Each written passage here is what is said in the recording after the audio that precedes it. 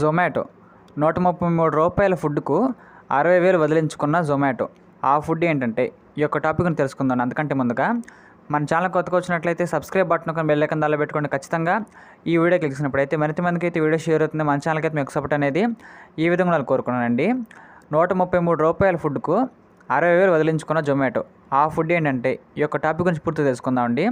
ఇక్కడ మనం గమనించినట్లయితే బెంగళూరులో ఆన్లైన్ ఫుడ్ డెలివరీ యాప్ జొమాటోకు కర్ణాటకలోని కస్టమర్ అయితే ఇక్కడ కోర్టు ఊహించని జలకైతే ఇచ్చిందండి. మన కన్స్యూమర్ కోర్ట్ అనేది రూ. 133 ఫుడ్ ఆర్డర్ డెలివరీ చేయడంతో జొమాటో ఫెయిల్ అయిందని 60,000 వరకు జరిమానా విధించారండి.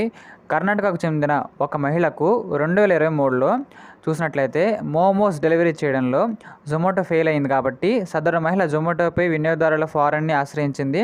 విచారణ చేసిన వినియోగదారుల ఫారం ఎట్టకేలకు జొమాటోది తప్పని తేల్చి చెప్పడంతో మహిళకు 60,000 అయితే చెల్లించాలని తీర్పునిచ్చిందండి. దీంతో చేసేదేమీ లేక జొమాటో సంస్థ ఆ మహిళకు మే 2024 రీఫండ్ చెల్లించిందండి. ఈ ఘటనకు సంబంధించిన పూర్తి వివరాలకు వెళ్ళినట్లయితే కర్ణాటకకు చూస్తున్నట్లయితే ధార్వాడ్కు చెందిన శీతల్ అనే మహిళ ఆగస్టు 31, 2023 మనకైతే జొమాటోలో మోమోస్ని ఆర్డర్ చేసిందండి.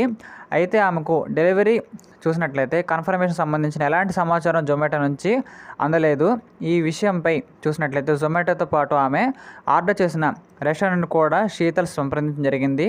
ఈ విషయంలో సమస్య ఎక్కడ తలెత్తిందో గుర్తించడానికి 72 గంటల సమయం కావాలని శీతల్ను జొమాటో కోరిందండి. కానీ అక్కడ 72 గంటల సమయం తర్వాత కూడా శీతల్కు కారణం ఏంటో జొమాటో వాళ్ళు ఖచ్చితంగా చెప్పలేదు కాబట్టి వాళ్ళకి సంబంధం కూడా ఏం లేదండి.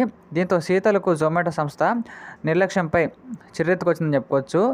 ఆ తర్వాత ఏమైందంటే ఇక్కడ డెలివరీ ఛార్జీలు పెంచిన జొమాటో, స్విగ్గీ రోజుకు ₹1,00,00,000 బాధుడు.